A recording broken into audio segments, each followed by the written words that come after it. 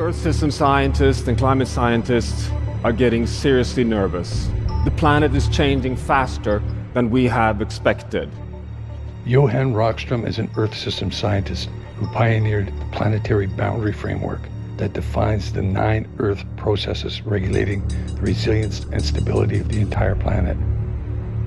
These are the 9 planetary boundaries that he postulates must not be breached in order for the planet to rebound as we drastically reduce greenhouse gas emissions.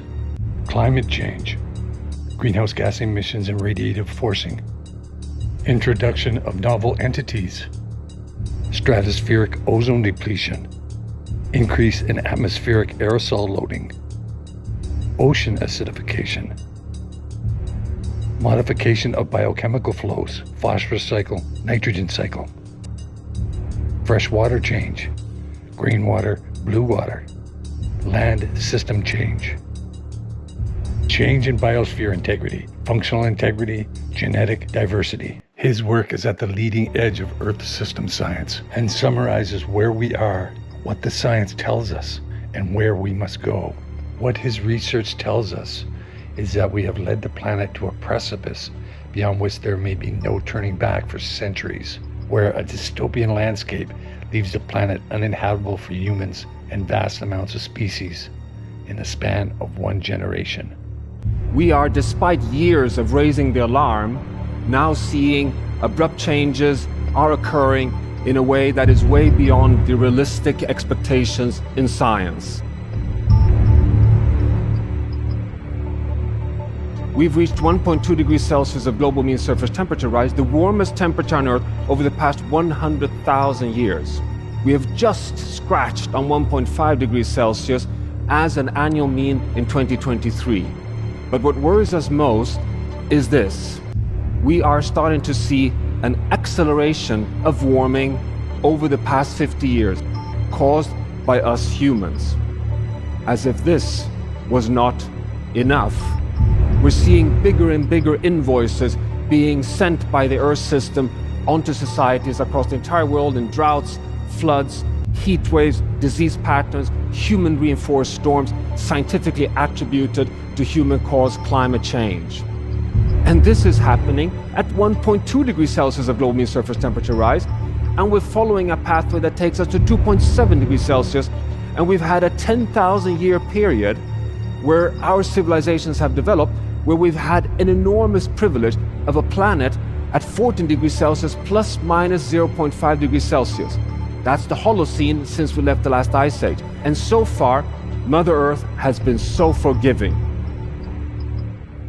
Almost 5 years back, we entered the decisive decade where our choices will determine the future for all generations on planet Earth.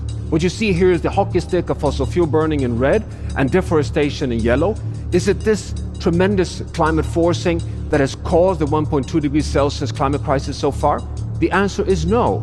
53% of the carbon dioxide from fossil fuel burning and land system change have been soaked up by intact nature on land and in the ocean. It's only the blue sliver you see here, which remains in the atmosphere, causing the climate crisis so far. The problem is we have more and more scientific evidence of cracks in this system.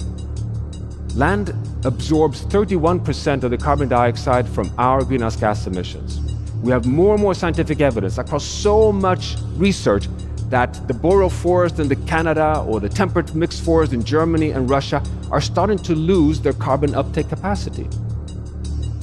But as if that was not enough, what really worries us today is the ocean. The ocean absorbs 90% of the heat caused by human-induced climate change. This is well understood, but what really worries us is what you see here. This is the latest data on sea surface temperature across the ocean. What you see here is from 1980 until today, how gradually the ocean surface just gets warmer and warmer. It's actually warming all the way down to 2,000 meters depth. This is well understood in science. It's a deep concern. It's well represented in the climate models. We understand it. Then suddenly in 2023, something happens. Temperatures just go completely off the charts. 0.4 degrees Celsius outside the warmest temperature in previous years. What's happening? 2024 it just continues. Is it surprising that we scientists are getting really, really nervous? What is happening? What does this tell us? Buckle up. This means more droughts, more floods, more heat waves, more human-reinforced storms, more disease. 2023 will be looked back upon as a mild year.